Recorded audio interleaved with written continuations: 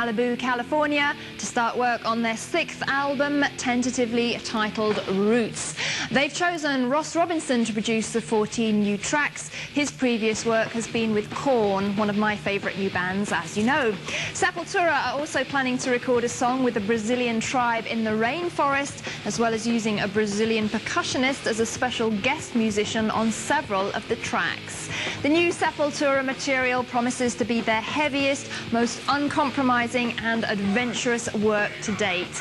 We caught up with Max and Co in their hometown of Phoenix recently to get an insight into the band's rise up the ladder of success.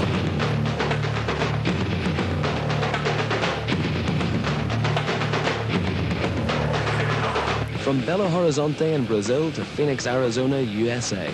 That's the road Sepultura have taken to become one of the most popular bands in heavy metal. But travelling on that road to success has not been an easy one. And Sepultura is a band really based on challenge since we first started. Anything that creates some kind of challenge, it's always good and motivating for us.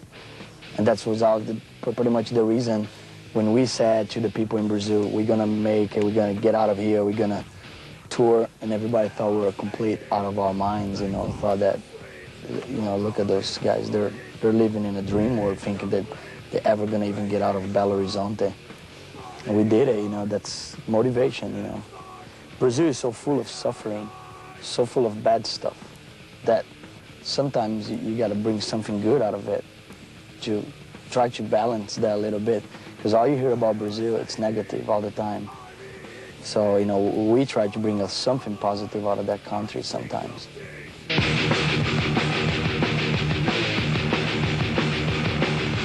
The band's 4th album, Chaos AD, has made them a favourite with European metal fans. But Sepultura are aware of the problems that fame can sometimes bring. Everything has its price. And we knew that there would be a price for all these.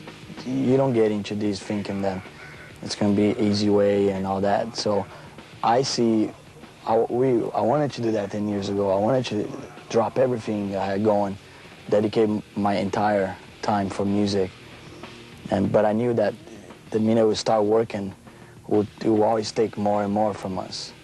I think you just got to deal with it. And if you don't like it, the best thing you should do is stop and quit and totally go out of it.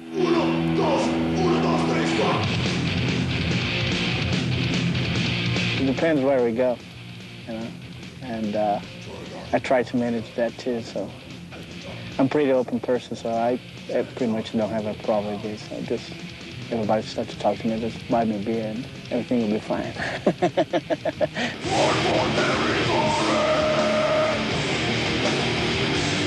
One of the highlights of the past 12 months for the band was their performance at Donington Monsters of Rock, complete with nerves and adrenaline. The pressure of being the first third world band to play Donington, first South American band to play Donington, all that. I end up building the whole pressure, you know. But once you're on stage, that's it, and it was great. And the crowd was really good, really into Sepultura that day. That's the best. Apart from making Phoenix their home, it's also Sepultura's place of work and their famous practice pit. So here we are. That's my rig, and I arranged some space for Andres, put his guitars over there. So I enjoyed the band because I had a bass. Not because I couldn't play, but I had a bass. This is the president of the Sepultura fan club in Phoenix, the American fan club. So you could kind of like mess around with him a little bit.